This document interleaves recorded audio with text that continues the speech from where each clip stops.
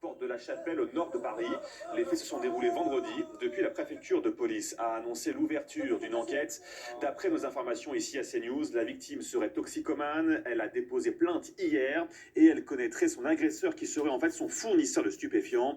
Énormément de réactions depuis hier, parmi lesquelles celle de Marlène Schiappa. J'ai signalé les faits inadmissibles relayés par cette vidéo, harcèlement de rue, dit-elle, plus agression physique révoltante, à la préfecture de police de passer à l'action pour que l'auteur soit interpellé. Tout mon soutien à la victime, ne rien laisser passer. Alors, pour planter le décor et pour pas partir dans plein de débats différents dans certains, il y a deux histoires, en tout cas pour moi ce matin. Il y a l'histoire d'une femme agressée par un homme dans l'indifférence pratiquement générale, en plein cœur de Paris, il y a maintenant quelques heures. Il y a une autre histoire, l'histoire de la réaction et de la surréaction des réseaux sociaux, mais aussi d'une ministre qui s'appelle Marlène Schiappa. D'abord, Lydia Guirous, sur l'image que l'on voit, elle est dramatique, elle est... Comment on peut la qualifier? C'est glaçante.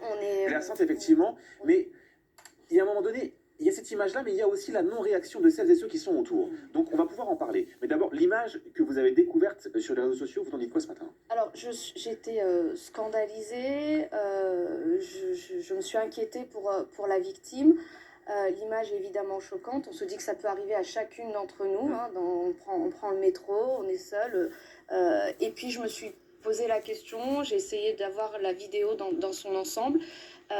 Il n'empêche qu'il faut absolument condamner ce geste, puisque c'est une agression envers une femme. On ne pousse pas, qu'importe les circonstances, on ne pousse pas une femme dans les escaliers du métro. C'est absolument inadmissible et il faut qu'il soit retrouvé, jugé et condamné. Mais j'ai voulu voir l'ensemble de la vidéo. Je vois qu'il y a ces hommes autour qui semblent être plutôt des livreurs d'une marque de livraison de repas, qui ont essayé ensuite d'interpeller ce jeune homme. Mais effectivement, on se dit que la violence au quotidien, elle est là.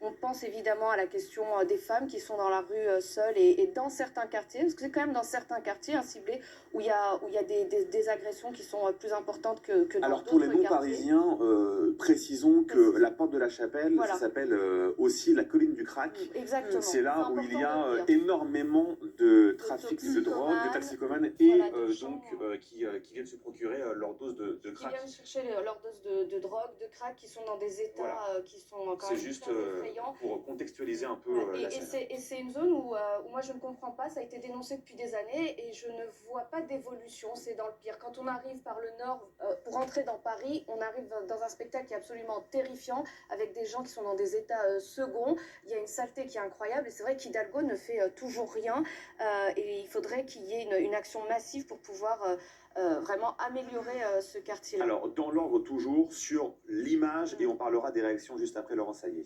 Alors sur l'image, bon, c'est une zone de non-droit, très clairement. Hein. Tous ceux qui y vont voient bien qu'effectivement, la loi n'est pas appliquée, l'ordre n'existe pas, l'ordre républicain a disparu sur ce secteur. On laisse faire, très clairement. Cette personne, cet acte de violence, bien sûr, est condamnable. Mais malheureusement, ça arrive souvent, tous les jours. Là, ça a été filmé en l'occurrence, mais ce sont des faits qui arrivent tous les jours parce qu'il y a des endroits comme ça où les gens sont en toute impunité et font acte de violence sur tout le monde. De toute façon, il y a plein d'endroits dans Paris où les femmes ont très peur de se promener. Et là, je ne vous parle pas d'une petite vanne qu'on va vous faire en vous sifflant ou en vous disant que vous êtes mignonne. Elles ont peur de se promener parce qu'elles ont peur d'être agressées. Vous voyez, il y a deux stades.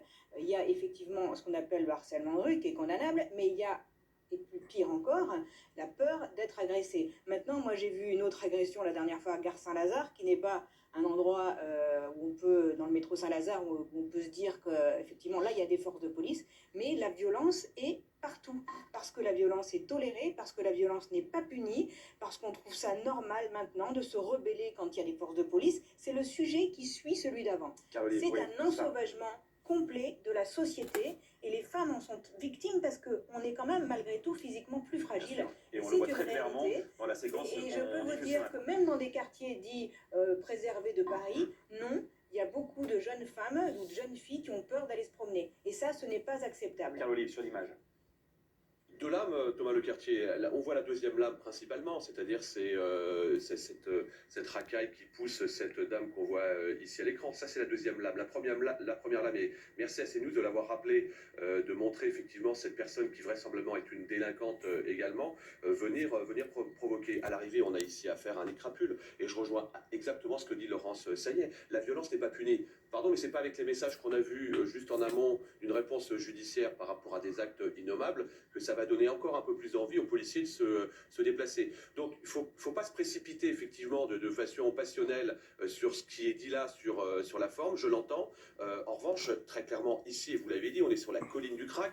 Donc c'est pas le concours Lépine où on va découvrir quelque chose. Là, on découvre absolument rien. Simplement, on voit une passivité de la part de la mairie de Paris qui, encore une fois, est inadmissible. C'est pas une science, hein, c'est pas un claquement de doigts, mais c'est un constat. Guillaume Bigot.